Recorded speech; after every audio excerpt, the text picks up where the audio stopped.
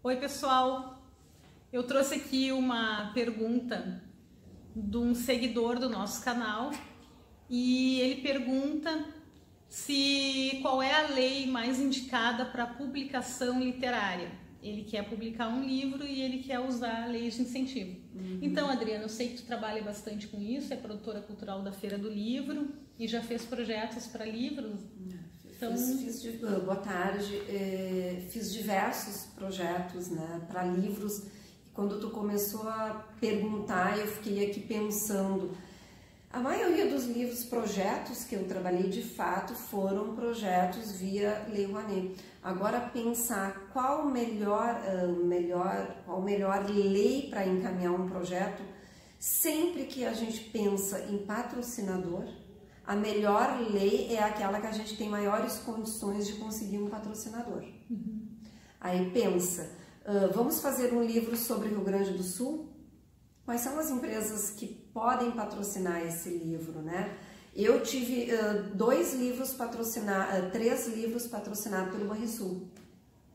Eram livros de interesse do Banrisul, porque era da área, da linha, né, de investimento do banco que preserva os valores, né, do Estado. Então, nesse momento, eles poderiam patrocinar mais pela Lei Rouanet. Então, nós encaminhamos para a Lei Rouanet.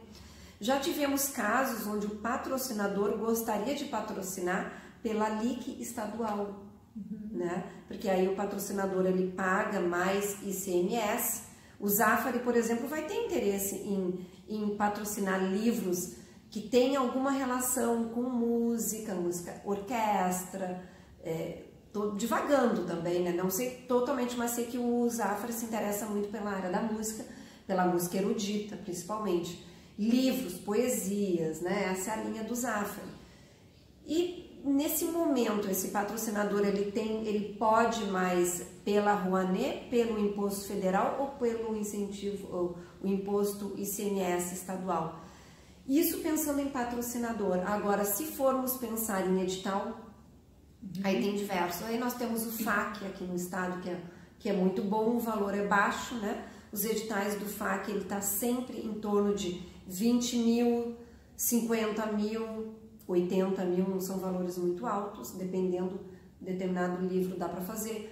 A FBN, né, a Fundação Biblioteca Nacional, também tem alguns editais aí para a área do livro, teve recentemente um edital ano passado, então assim que eu inclusive encaminhei um projeto, então prêmios também é interessante, porém prêmios os valores são menores, né, prêmios os valores são sempre, aqui no estado os valores são muito baixos, pensa em 50 mil, a nível federal prêmios, então aí entra 100 mil, 200 mil, até 300 mil prêmios, né, em nível federal. Mas pensando para a lei, né, não tem uma resposta concreta para responder qual a melhor lei, mas sabemos que livro o valor não é muito alto e temos que pensar que o patrocinador tem que ter interesse para aquele assunto que está sendo abordado no livro, ou o edital também.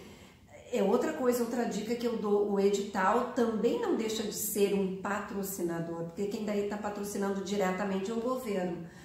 Qual é o interesse daquele edital? Se esse edital for um edital ligado à literatura popular, ou literatura infantil, ou juvenil, ou seja lá o que for, está homenageando algum momento aí, né? Tem que ver exatamente quais são as características desse edital, se o teu livro tem relação, tem aproximação com essas características para valer a pena formatar um projeto e encaminhar para um edital. Eu entendo isso porque eu encaminhei um projeto de um livro infantil meu para o edital da cultura, o FAC, o Procultura. Mas aí deu sorte, eu estava construindo aquele livro, produzindo o livro e surgiu o edital e eu consegui encaminhar um projeto, fiquei selecionada, mas infelizmente não atingi lá a pontuação para receber o valor. Mas foi uma experiência ótima, eu pretendo. Só que o que eu entendo assim, a pessoa tem um livro já, quer publicar o seu livro, tem um livro pronto, todo o texto, mas precisa publicar esse livro. Pelo edital é ruim, porque ela vai ter que esperar que surja o edital, ela vai ter que se enquadrar ao edital. Então, no caso, bom, ela vai fazer, ela não sabe fazer a elaboração de projeto, digamos, ela quer um produtor cultural. Eu vou te contratar, Adriana, para fazer esse projeto para mim. Ok. E aí, como funciona, né? Demora? Não, para fazer um projeto não demora, a aprovação ela é rápida, né? Um projeto, é claro que a gente tem que pensar bem, né? Ter sempre um bom planejamento. Eu tenho uma média, para mim, elaborar um projeto, uma média de 30 dias para pensar em tudo, dá tempo de pensar para não se arrepender depois. E a aprovação, a média de aprovação é 2 meses, né? São 2 meses lá no Ministério. Hoje, né, Ministério da Cidadania, o prazo continua o mesmo, eles não... Continua a coisa, né? O Ministério sempre foi rápido para a aprovação de projetos, nunca foi muito demorado. Aqui no Estado demora bem mais. Aqui no Estado a média é 5 meses, federal é 2 meses. E isso em qualquer momento eu posso encaminhar esse projeto? A qualquer momento, a lei federal é até novembro, dia 30 de novembro para encaminhar projeto. A lei estadual é a qualquer momento. Aqui no estado eles não costumam fechar o sistema para encaminhar projetos. E se eu não tiver, eu sei que precisa de um cadastro, né, como produtor cultural. Eu aqui não no estado, né? No estado. Federal não. Então, para facilitar, a gente busca o produtor cultural que já é cadastrado ou tenta... Não exatamente isso, né?